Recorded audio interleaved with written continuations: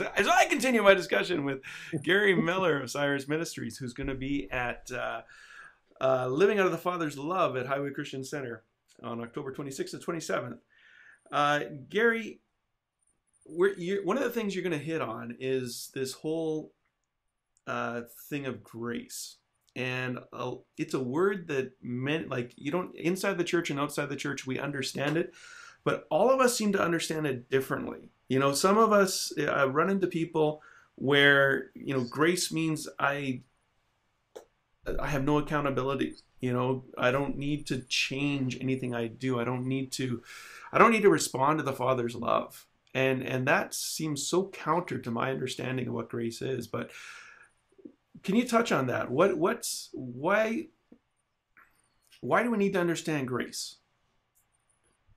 Well, without grace, you can't be saved.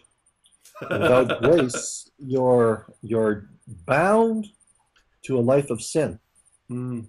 You know, there are those who say, well, if you only teach grace and if you go to the extreme on grace, people are just going to do whatever they want and they're going to sin and sin and sin, and you're going to have anarchy in a heartbeat. And that comes from a lack of understanding of grace. Mm-hmm. It's law that brings that. That's law true. was never intended to keep us in line. Law was intended to expose what was wrong. That's it. And grace, where grace abounds in your life, you walk free from sin.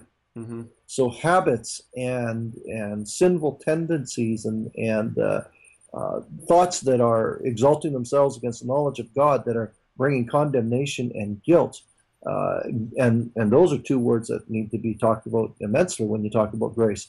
Guilt and condemnation disappear when grace comes in. Yeah. And when you're not carrying the burden of guilt and condemnation, you're free to live.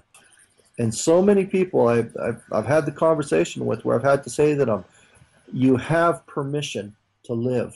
Mm. And it's like this weight comes off their shoulders as they say, I do? You mean it's okay? I'm allowed to live? I don't have to pay for what I did wrong? I'm accepted? Grace makes a human being a real human being. Law puts you into bondage. And so grace is tied to righteousness, it's tied to love, it's tied to faith, it's tied to hope, it's tied to everything that we want. And without grace, you can't have it. Mm-hmm. And so grace is described in the Old Testament by about 10 different Hebrew words.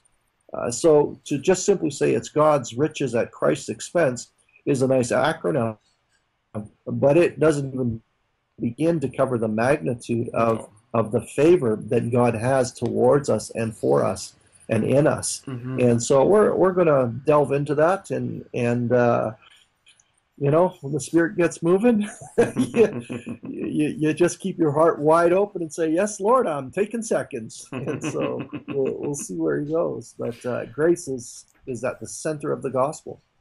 It is Christianity. That's true. Thank you so much, Gary. And